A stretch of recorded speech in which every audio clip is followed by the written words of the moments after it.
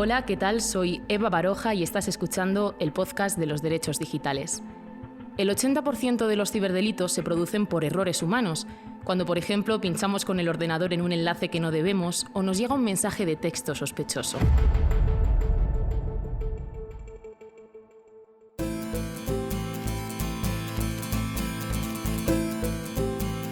Para concienciarnos y explicarnos algunas de las pautas que podemos seguir para evitar ser hackeados o tener algún problema en el mundo digital, tengo a mi lado al Teniente General Arturo Espejo, jefe al frente del Mando de Apoyo de la Guardia Civil.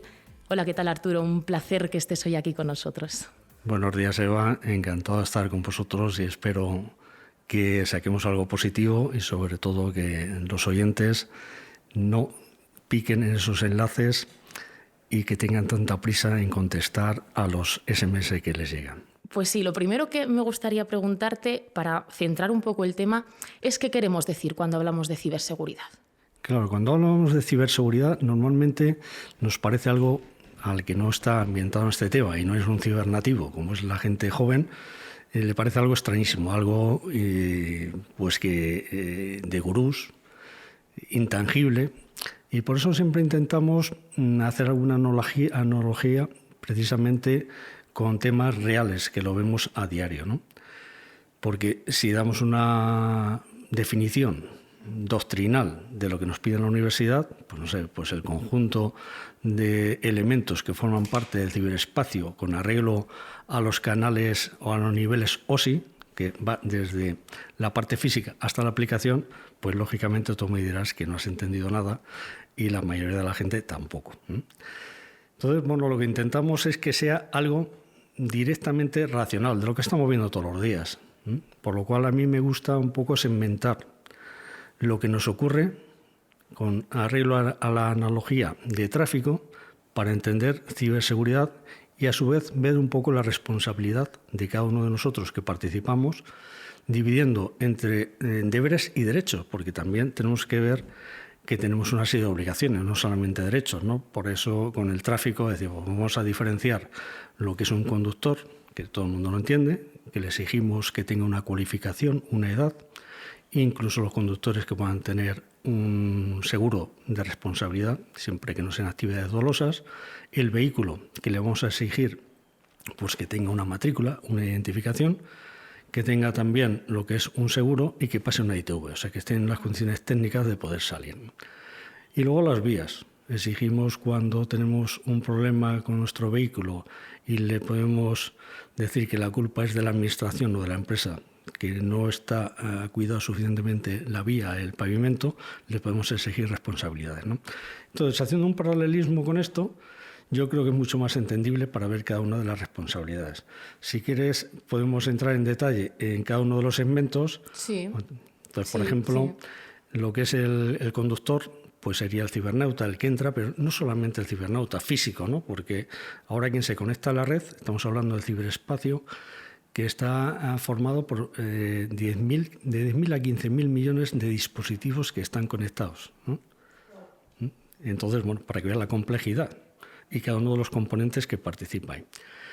Entonces, bueno, cuando participamos ahí, el conductor en este caso, el cibernauta, pero que puede ser una persona física o jurídica o bien un algoritmo, porque hoy, sencillamente, quien toma decisiones de inversión en bolsa son algoritmos o es inteligencia artificial. Con lo cual sería interesante a efectos de poder identificar todo aquello que sea capaz de producir un beneficio o un daño. Que ya digo, puede ser una persona física o puede ser un algoritmo o inteligencia artificial. Pero bueno, una vez que alguien está en esa vía, si produce cualquiera de estos elementos, beneficio o daño, puede identificarlo, ¿no? Y que haya un orden. En la parte nuestra, pues al tener una identificación digital, también podríamos ver que el que se está conectando es un niño y a lo mejor no debería entrar en ciertos foros o en ciertas redes sociales o en ciertas páginas. Estaríamos protegiendo a la infancia, que estamos viendo realmente los peligros que tienen, pues el ciberacoso y las responsabilidades que estamos teniendo, pues que desgraciadamente llegan en algunos casos a límites de incluso de suicidio. Disminuiría mucho todos los delitos de acoso en redes, de odio, ¿no? Porque al tener esa identificación real, ya cada persona que está conectada en la red pues está asociada a un DNI, ¿no? Y a una persona real. Cuando nosotros salimos de casa de forma física, salimos bien vestidos. Si alguien nos pide nuestro DNI, no se lo damos. Si nos pide la tarjeta de crédito, tampoco se la vamos a dar. Sin embargo, cuando salimos, incluso la casa, la tenemos con una puerta blindada, unas rejas, nos gastamos en seguridad. Sin embargo, cuando salimos por la ventanita mágica, que yo le llamo que es un router, nosotros mismos muchas veces nos transformamos en piratas. Parece que el anonimato dice vamos a entrar aquí, o mandamos un correo pensando que es anónimo y hacemos un daño a un tercero, pero pensando que todo es anónimo, ¿no? Con lo cual, si tuviéramos una identificación, eso nos frenaría bastante. Otro de los elementos, pasando ya de lo que es el cibernauta o la persona, dentro de ese segmento pasaríamos al siguiente, que es el vehículo, ¿no? Al vehículo le pedimos una matrícula, una identificación, pues si en un accidente hay un problema, poder exigir que ese vehículo ha producido un daño y se lo vamos a exigir, ¿no? Que tiene que resarcirlo.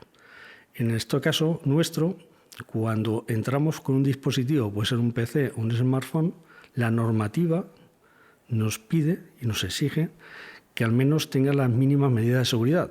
Claro, todo el mundo se extraña diciendo, ¿y eso qué significa? Pues muy sencillo. Si nosotros entramos en el ciberespacio a través de un PC que tiene todavía un sistema operativo como es XP, que no está soportado desde 2007, ya Windows 7 tampoco tiene soporte. ¿Qué quiere decir esto que no está soportado? Pues que las vulnerabilidades que tenga las sigue teniendo. Con lo cual, cualquier hacker o cualquier malo, llamarlo genéricamente, nos puede producir el daño que quiera. Puede entrar en nuestro PC y si forma parte de ese PC de una botnet, que es un conjunto de PC, que suelen ser 1.000, 2.000, 3.000, 4.000 PCs, que utilizan lo que es las mafias ciber, pues para hacer daño a un tercero, ¿no? Pues vamos a intentar robar o tirarle la página web a un banco. Bueno, pues utilizan todos estos PCs pues para producir una denegación de servicio y producir un daño. A esta persona que le han hackeado su PC, él puede decir, no tengo responsabilidad. Sí tienes responsabilidad porque te exigen unas medidas mínimas o básicas de seguridad. ¿Qué quiere decir? Que tú tengas un sistema operativo que esté soportado. Es decir, que de vez en cuando, como sabes, llegan los parches, se actualiza. Si vemos un Windows 10 ahora, pues tarda muchísimo, porque lo que está haciendo Windows 10, o Windows en definitiva, es lo mismo que estaba haciendo Apple. Cuando hace una actualización del sistema operativo, lo que intenta es machacar todo lo anterior, porque así quita todo el malware. De entrada lo deja casi limpio. Siempre es difícil decir que se ha quedado totalmente limpio. Con lo cual, debemos saber que nosotros tenemos unos deberes, unas responsabilidades y que nos tenemos que concienciar que cuando salimos con nuestro vehículo PC al ciberespacio tiene que tener unos mínimos de medidas de seguridad, que en este caso pues es mínimo un sistema operativo. Si encima tenemos un antivirus, mucho mejor. Y lo suyo es que tuviéramos incluso pues algo más, ¿no? Que es un cortafuegos, que nos ayudará. Actualizar el sistema operativo tiene que ser casi como pasar la ITV del coche, ¿no? Exactamente. O sea que a veces decimos, esto es imposible, ¿qué medidas de seguridad tan complejas tenemos que tomar? No, vamos a ver, la comparación puede ser que hemos conseguido, por ejemplo, con el agua, se ha conseguido mucho más medidas de salud que con la penicilina. ¿Por qué? Pues simplemente con la higiene diaria hemos conseguido reducir una serie de enfermedades que antes, pues en la Edad Media, debido a que no tenían agua corriente, pues eran muy comunes, ¿no? Entonces aquí igual, es mantener los sistemas actualizados y no tener prisa y no pinchar los enlaces que te mandan, o sea, tener unas medidas de seguridad básicas. Y por supuesto siempre la prevención, la reacción y la palabreja esa que es tanto de moda, que es la resiliencia, que es tener la capacidad de volver al estado anterior, ¿no? Para que podamos seguir trabajando. Y luego nos quedaría la tercera fase, que es las vías. Dice que esto, las vías en el ciberespacio. Bueno, pues como decía antes, salimos... ¿Cómo se protege, ¿no? El ciberespacio? ¿Cómo se controla? Sí, claro, una vez que salimos ya de casa, salimos a través de esa ventana mágica router, que eso nos lo proporciona la operadora. Ese router, pues no sé, en España debe haber unos 30 millones o algo de esto, ¿no? De todas las operadoras. Entonces interesa que ese software básico que gestiona el router, que es el firmware, pues esté actualizado. Y además que el router sea un router de última generación, porque a partir de ahí es muy vulnerable. Estamos saliendo a la calle y entonces la comparación sería que deberíamos tener nuestra puerta blindada.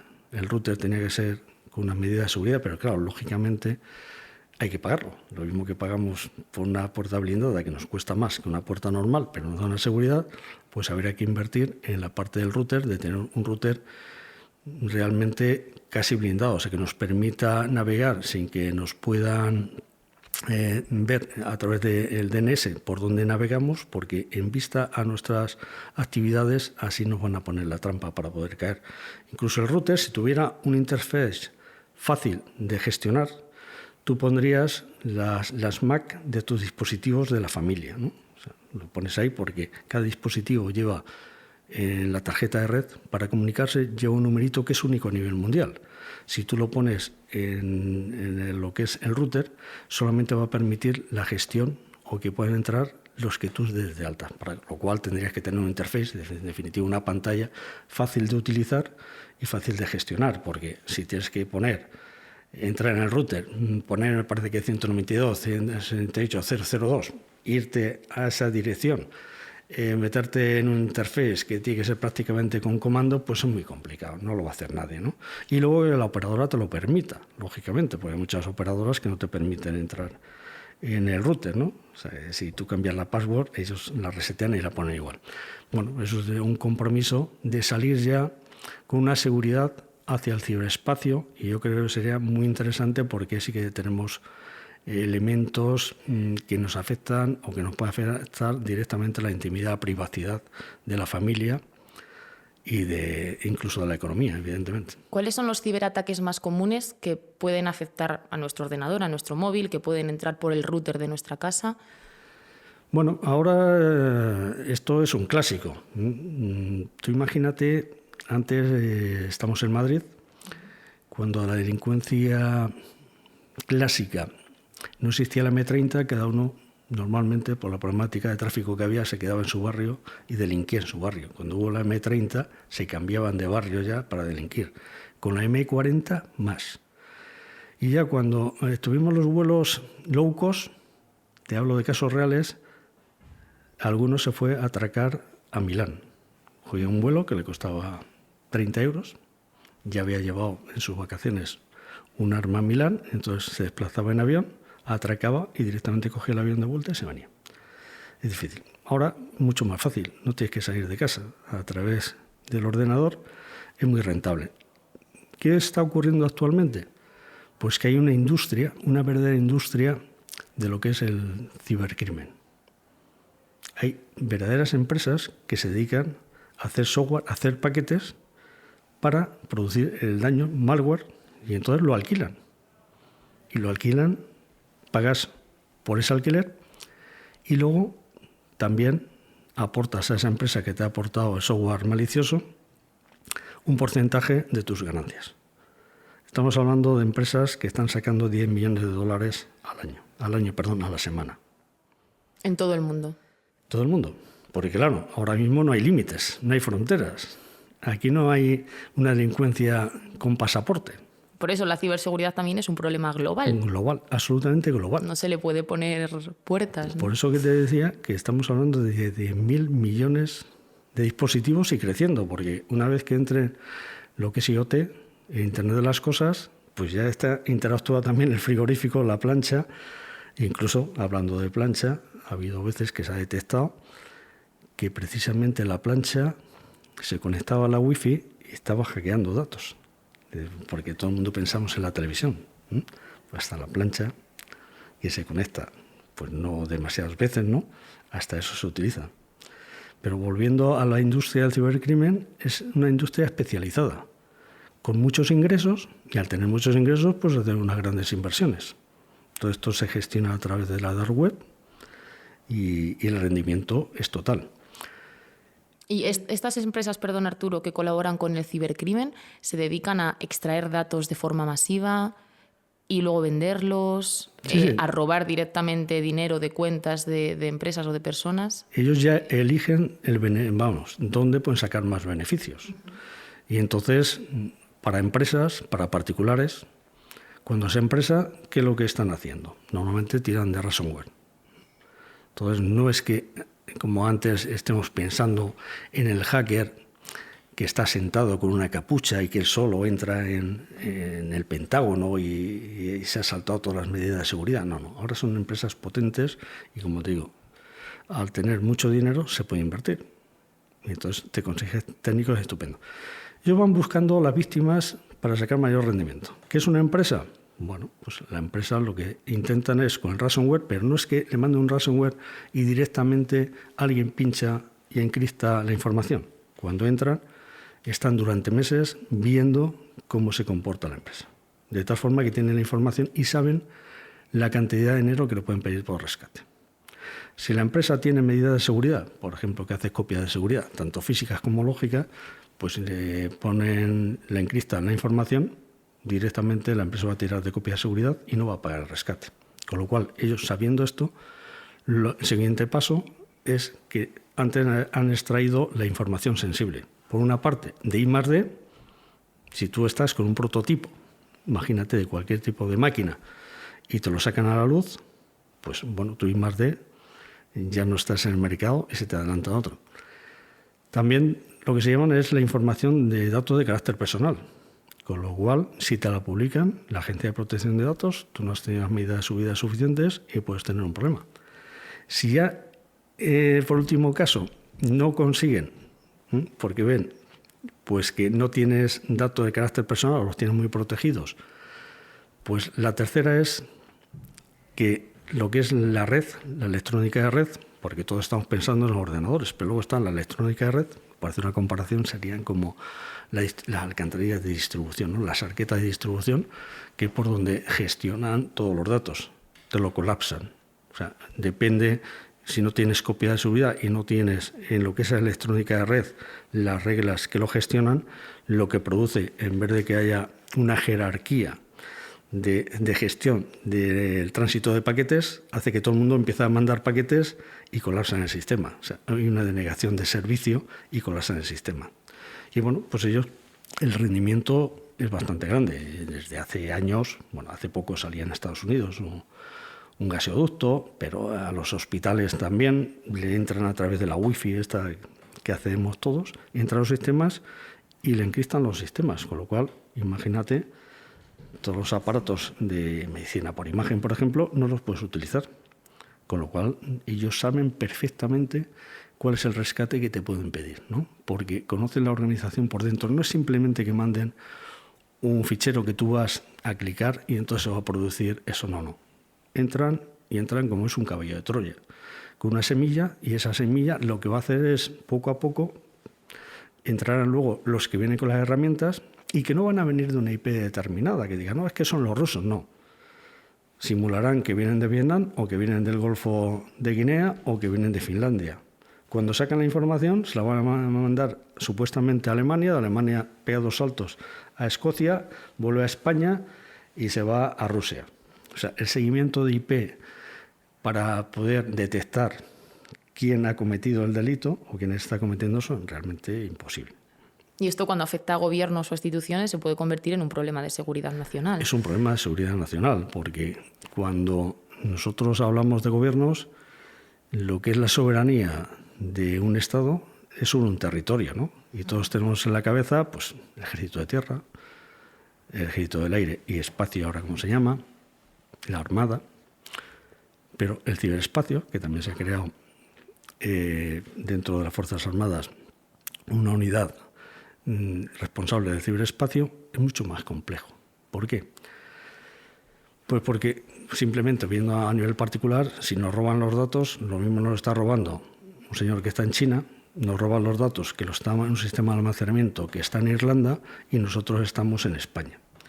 Con lo cual la competencia, la responsabilidad, comprenderás que es realmente difícil. Y sobre todo cuando estamos hablando de seguridad nacional, ese territorio donde tú ejerces la soberanía, que es el ciberespacio, es un tema mucho más etéreo y mucho más difícil de controlar. De hecho, estamos viendo ahora en Rusia que por mucho que quieran, siempre hay una comunicación, sobre todo si montan entre interlocutores una VPN, que es como un hilo que va encriptado de inicio a final. Te pueden cortar la comunicación, pero no se van a enterar lo que estás comunicando por ese tema de VPN, con lo cual no tienes, como te decía antes, es una delincuencia sin pasaporte. No llegas a una frontera y te pido el pasaporte y chequeo, no. Mucho más complejo, y cuando va por la parte esta encriptada, pues como cuando mandas una carta.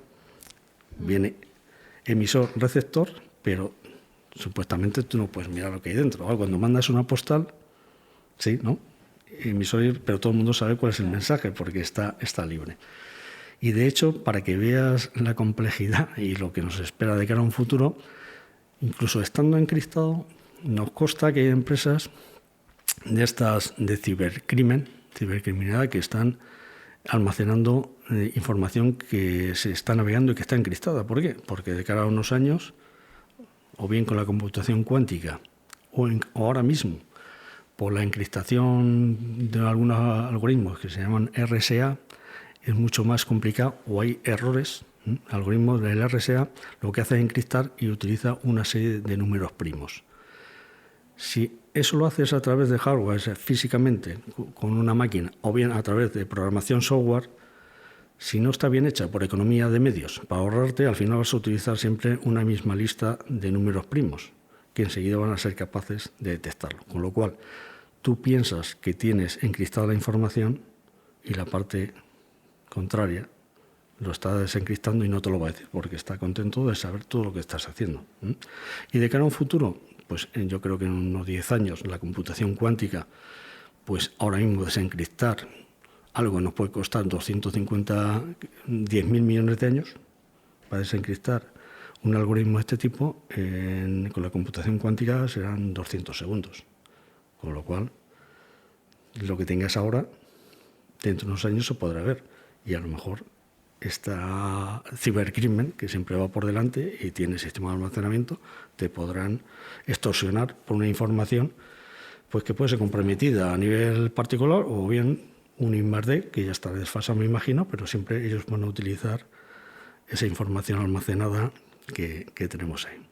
Por el momento, Arturo, esperamos que las personas que escuchen este podcast pongan en marcha y en funcionamiento pues estas recomendaciones, ¿no?, de las que hablábamos, y esas precauciones que tienen que tener ellos con sus dispositivos en casa.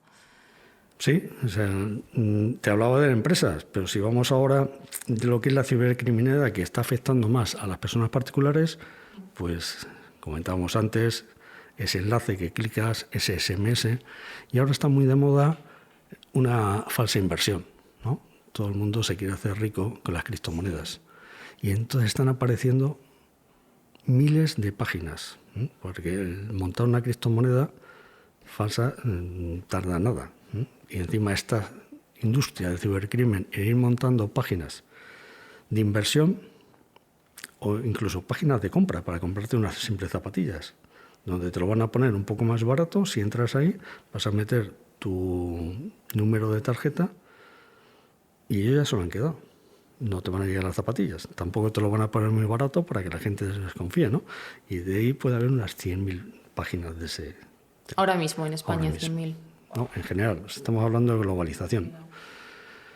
Todo las falsas inversiones, ahora está de moda la criptomoneda y todo el mundo se quiere hacer rico. Entonces, ahí la industria incluso tienen call center con gente que habla de todos los idiomas. O sea, que el que te va a llamar, en este caso nuestro, pues sería alguien que habla castellano perfectamente. Vas a hacer una inversión porque te lo ha dicho algún familiar o algún amigo.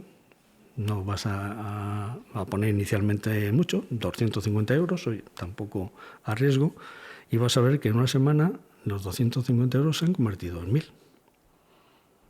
¿No? La verdad es que es interesante, eso lo dices. Y si has oído por ahí que no los puedes recuperar, sí que te lo van a dar, los 1.000 euros, ¿no?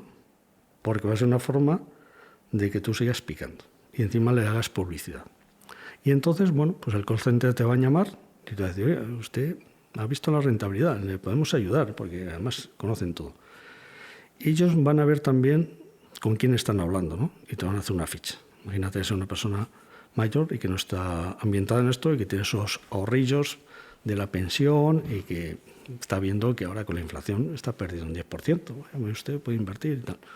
Y poco a poco te van metiendo. Y ya el último paso, es decir, para que usted tenga más información, le vamos a mandar un software que usted lo instala y así va viendo los informes de su evolución y dónde usted puede invertir de forma rápida. Con lo cual, esos software, ellos están viendo todo lo que haces en tu PC, usuario, password y lo que necesiten. Y poco a poco te van metiendo, te van picando. En definitiva, es la estafa piramidal, ¿no? Van adquiriendo. Y hay gente que nos consta y ha perdido, en plan particular, 500.000 euros. También una de las que está sucediendo es que tú vas a hacer una transferencia y sabes que hay el doble factor, que te van a mandar un SMS. Pues lo que hacen, siempre, por una parte, el empleado desleal o que lo que son las operadoras no tienen los protocolos lo suficientemente, no digo rígidos, sino de exigencia de normalidad, y tú vas y pides un duplicado de la tarjeta tuya de teléfono. Con lo cual, si ellos ya tienen tu usuario y tu password para hacer una transferencia, sabes que el banco te va a mandar un SMS para confirmar esa transferencia. Entonces, ¿cómo me hago con el SMS? Pues bueno, o lo hacen bien duplicando la tarjeta, porque tiene un empleado desleal, y dependiendo la inversión, ese empleado lo puedes captar o se mete a trabajar porque sabe que le puede sacar un rendimiento luego. Luego pues dirá, no, mira, me ha engañado, ha venido. Y luego hay personal especializado que va a ir a pedir una tarjeta duplicada, bueno, porque tiene esas habilidades de convicción. Mire usted, he perdido el teléfono y necesito, porque tengo un negocio, tengo que contactar y por favor, deme un duplicado de mi tarjeta porque lo necesito ahora mismo. Y bueno, pues depende de la tienda donde vaya, la capacidad de convicción, y esta gente sabe convencer, ¿no? Son manipuladores natos y los eligen, con lo cual te han hecho la transferencia directamente. A nivel particular también, y digo de los empresarios que viajan y nos conectamos a la wifi libre. A la de los aeropuertos. Hoteles, cuando estamos, vamos a llamarle en estados raritos, pues tú puedes pensar que estás conectado a la wifi del hotel y sin embargo no. ¿Por qué? Porque te van a poner un router que tenga más potencia que el del hotel o esté más cerca, en definitiva más potencia, con lo cual tu teléfono se va a conectar a este router. Una vez que ellos ya te tienen seleccionado, lo que van a hacer es que te ponen la MAC, como te decía antes, y solamente permiten que entres tú. Si estás en China y tienes que hacer una transferencia porque es un hombre de negocios y tienes, pues directamente tu usuario y tu password y tu forma de operar la han cogido. Y si la han cogido, cuando quieras darte cuenta, pues te van a hacer una transferencia de una cantidad importante. Con lo cual, cuando vas para ahí se debería llevar lo que es una tarjeta, ¿no? Que la puedes comprar con antelación, que sea del país correspondiente, utilizar la tarjeta 4G en vez de la Wi-Fi, y además no conectarse el PC vía Bluetooth o Wi-Fi al teléfono, sino por cable, para no dar facilidades. Y para ser precavidos, sí. Y eso es el agua que hablábamos antes, una serie de medidas que no hay que ser paranoico tampoco, porque no podríamos vivir, pero son unas medidas básicas que hay que tener en cuenta. Y fáciles, además, son de muy implementar. Fáciles, sí. Pues, General Espejo, muchísimas gracias por habernos acompañado hoy. Eva, se me ha hecho esto... Muy pedagógico y muy bien. Además, si quieres que terminemos en plan pedagógico y me lo permites, sí. Me gusta terminar siempre con un cuento, ¿no? Iba a decir el de Caperucita Roja, pero cuando es el lobo que se ha comido a la abuela y hay que coger al lobo y sacar a la abuela de dentro, nos puede ver el Servicio de Protección de la Naturaleza de la Guardia Civil y tener un problema con ellos. Entonces, lo vamos a resumir con los 3 cerditos, ¿no? La ciberseguridad o las ciberamenazas existen, es el lobo que está ahí. Tenemos los 3 cerditos, que por una parte, uno, pues tiene muchas ganas de jugar y hace una casa de paja. Otro la hace de madera. Y hay un tercero, pues que hace una obra en condiciones. ¿Qué quiere decir esto? Pues cuando viene el lobo y sopla, la casa de paja dura nada. Las ciberamenazas se oyen por delante. Al segundo aguanta más, pero enseguida también cae. El tercero, que es una obra que requiere tiempo e inversión. O sea, tú no puedes hacer una casa, pero sí que requiere un diseño por alguien especializado, que es un arquitecto, primero una memoria de necesidades de lo que vas a hacer y luego construirla con los materiales, con arreglo a tus necesidades. Pero insisto, es una inversión y tiempo. Y luego mantenerlo, porque estos dos que estaban en la casa de paja y de madera, que eso fueron a la casa del hermano que había hecho la casa de ladrillo, tiene que estar continuamente manteniendo esa seguridad, porque el lobo quería entrar por la chimenea, con lo cual a estos dos, que no trabajan mucho, los puso a calentar agua para que no entre el lobo por la chimenea, porque a pesar de tener esa inversión y esa casa realmente fuerte, no vale confiarse. Continuamente hay que estar actualizándose y ver dónde está la vulnerabilidad y tomar los medios. Y las goteras y la pared y todo. Gran moraleja, para terminar. Bueno, es entendible. Hasta aquí este episodio del podcast de los derechos digitales. Nos escuchamos muy pronto en todas las plataformas de audio, en nuestra newsletter semanal y en nuestras redes sociales @Instituto Hermes. Un abrazo.